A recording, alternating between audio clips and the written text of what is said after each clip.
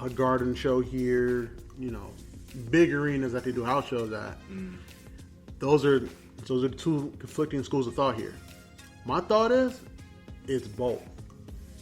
One, he's not going to be working house show loops anymore. Two, he's all but gone. The clock started ticking the moment he showed back up 2 years ago with Hollywood teeth, got his teeth redone. I said, oh, it's a wrap. I said, Roman's gone. I said, Roman's gone. Sasha's gone in a couple of years. Bianca Belair's gone in a couple of years. And they're going to be in a tough straight. So you're telling me you don't think you're going to get that Rock matchup? No, I think we're going to get that Rock matchup, and I think that's going to be the last you see of Roman as a full-time competitor. Oh, I see. And I don't know if it'll be for the title now, because you can't put the title on part-time Rock while making Roman part-time. Rock is super personal. Yeah, exactly. But, I mean, they got Cody back, and Cody out here ending racism and doing everything. Doing what? Ending racism. I gotta send you that promo he did in AEW. Cody's like, the middle to the end of Cody's run at AEW was like so cringeworthy and awful, because you can tell how big Cody thought he was. His presentation just didn't come off that way in AEW. It felt like he was just bigger than the promotion. And he booked himself in some bad feuds, and like he didn't come off looking good. At one point, his promos are really tone deaf too. They let them write their own promos and don't double check them. He cut this promo about having his biracial baby and said something about ending racism in it. And it's been this running joke. Oh, man. Anytime I talk about Cody Rhodes, I'm like, man, he can do anything. He ended racism. And like, people went to town with it. They photoshopped him in the pictures walking with Dr. King in black and white. Oh, my God. It's the funniest shit in the world. Actually, that's a dope-ass pitch. Let me see if I can find that. What, Cody Rhodes and Dr. King? Yeah. I'm telling you, it is hilarious. But yeah, like that's kind of the thing with Cody. But no, yeah. That's my wrestling report for you. I know you. Did you hear? I don't know if we talked about this, but going back to comic books real quick. Disney buying DC Comics. I did not hear that, but Warner Brothers owns DC Comics. So Warner Discovery is being sold soon. Well, no, Discovery is like acquiring Warner in like a weird merger thing.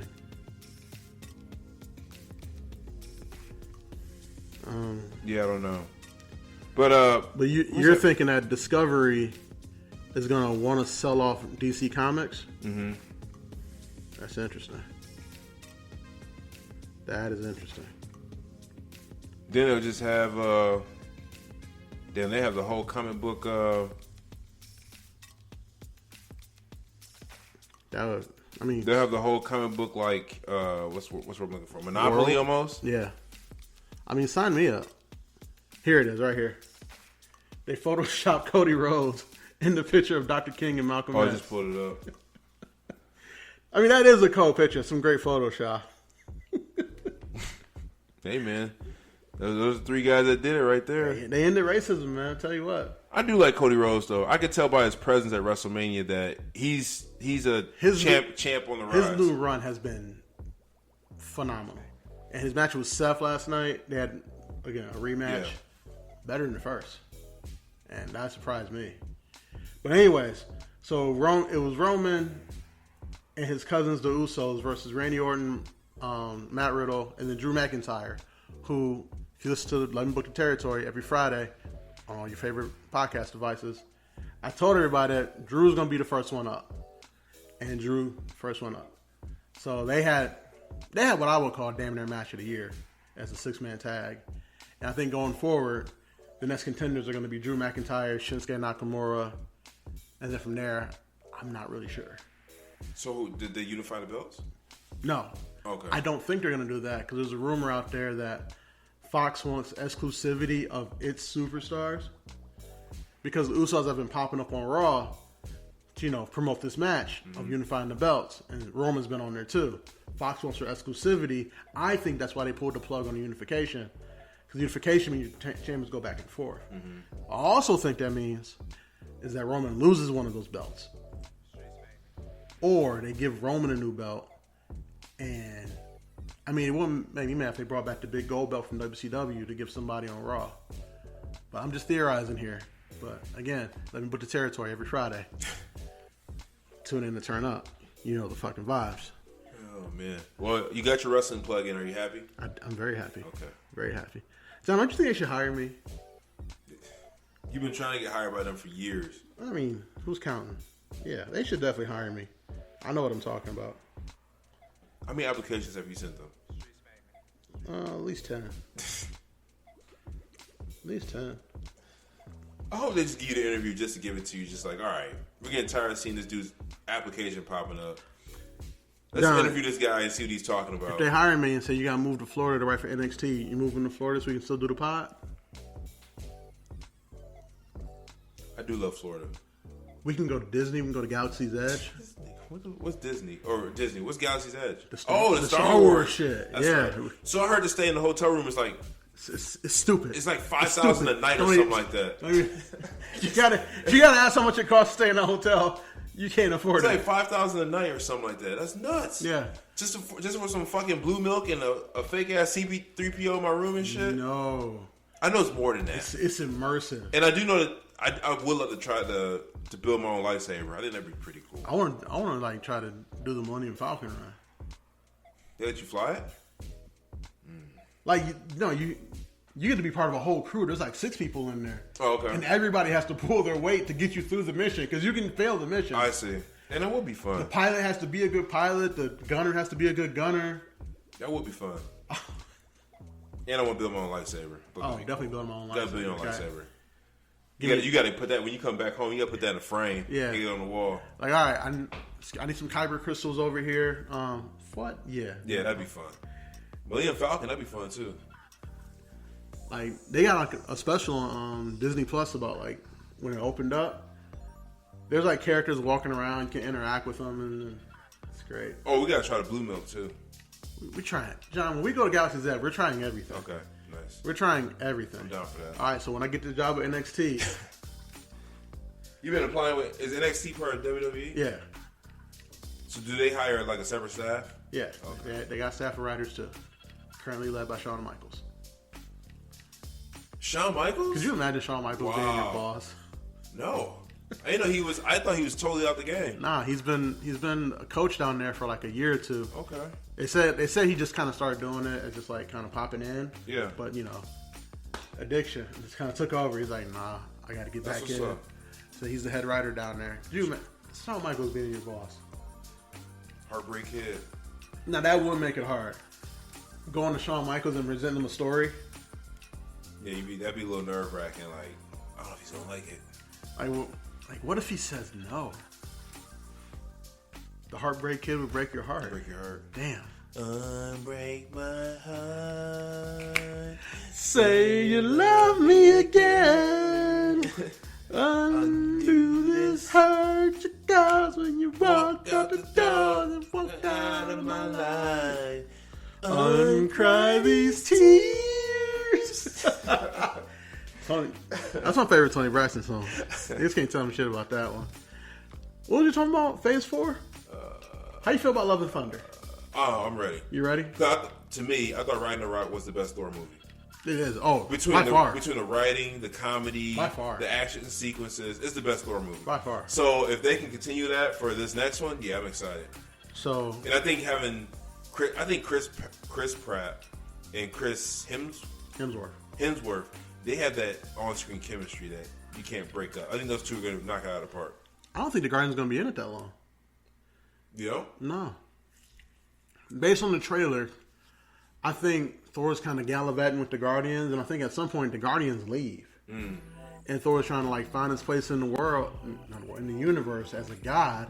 And I think he ends up on Olympus. That's where he meets Zeus and Hercules. And I think, here's what I think, and if the story pans out the way it says it's going to pan out, you'll never hear the end of it from me. And I will again I'll never hear the end of it. And I will again tell you to let me book the territory. I think the God Killer is going to show up. Spoiler, that's the villain, played by Christian Bale. God Killer is probably going to kill Hercules and then kill Zeus and be trying to kill Thor. And I think that's where your story is going to come in, because I think Thor is going to be on like Olympus, chilling amongst all these other gods. Like, well, I finally found my place. This is cool. I get to be retired and just chill. And then God Killer shows up like No. No, you ain't chilling. Ain't no more chill. Okay. I like that. I hope so. I know Christian Bale's in the movie. He's the God Killer. Oh, that's confirmed? Yes. Oh, okay. He's the God Killer. Oh, yeah, it's going to be good. I'm excited. That's coming out soon, ain't it? July? Yeah. Very soon. Okay. Very soon. What's his name in this movie? He has like a name. I forget. Excuse me. Gore the God Butcher. But, yeah. Interesting. I think Love and Thunder would be better than Mom. Multiverse of Madness. I do believe it'll be better than that movie. Oh, okay. I'm a wait and see guy. Did you know that Gore the God Butcher has a symbiote? Excuse me. No, I didn't. Yeah.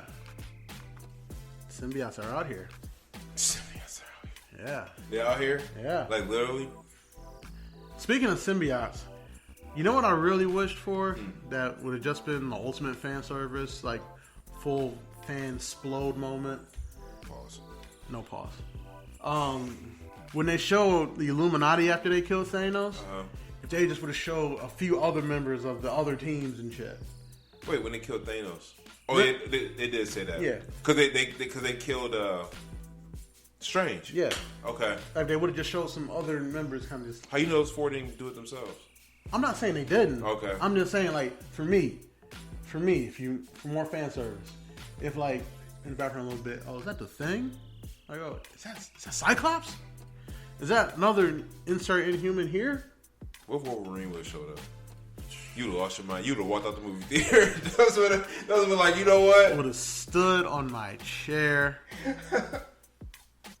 Would have high-fived that guy next to me who kept talking through the movie. God. I heard him too. He was getting on your nerves. I could tell. Yeah, I kept looking over there. I'm like, come on, man.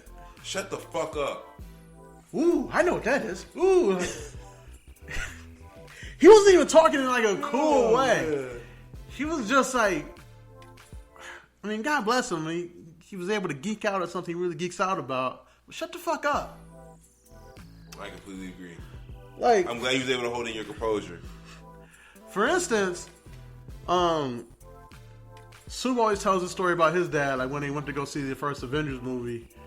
When Hulk was on screen, like when Hulk was smashing. Mm-hmm. You met Sue's dad, Jerry. Yeah. Jerry would get up and clap and say, "That's my motherfucking nigga right there." He said that in the movie theater? Yeah. That's at least funny. No, that's funny. But I can imagine if I was sitting there with Sue, I would just be like, just put my hand on my head, man. It's like one of those moments you're just like, man, that's funny though. I'll be laughing. But this guy's like, my shirt. Like, ooh, did you see that? You see it? I'm like, oh, shut the fuck up. We all see it. Shut the fuck up. We're 27 movies in at this point. Shut the fuck up. Kelsey's getting tired of him too. She's like, this dude won't shut the fuck up. She told me that. I heard her say that. Yeah. I heard her say that. And I kept looking like, man, like, come on, man. Like, I'm just trying to watch this movie, keep fucking talking, oohing and ahhing. During Doctor Strange, like, turned his head at one point. Dude's like, ooh. I'm like, what? What are you oohing about? If he wasn't Luke's boy, I would have told him to shut the fuck up. Oh, my God. Straight up. Damn, Dubs. He was pissing me off. Like, shut the fuck up. Oh, man. What do you hate more? Somebody who's doing some shit like that, or someone who's asking you questions throughout the movie because they wanted to see this one because they saw the previews even though they haven't seen the past 25? I really did with the questions. Really? Only reason I'm saying that's because at least you're like engaged in the movie and you will know what's going on. Somebody that's like, ooh, ow, did you see that? Oh, I know that, yeah. Like all that bullshit, I'm just like, bro, we're sitting here. We all 50 of us sitting in here saw it. I feel like one of those people you can tell shut the fuck up. The other one you can't. I agree with that. But there's times where I've been to the movies with somebody, they're asking me so many questions, I tell them, after the movie, I'll catch you up on everything. And literally that just stops the conversation. And then they just watch the movie. I've done that before. Because I think like... But those type of people that just make just nerding out, and there's a good nerd out and there's a bad nerd out. Like we all nerded out when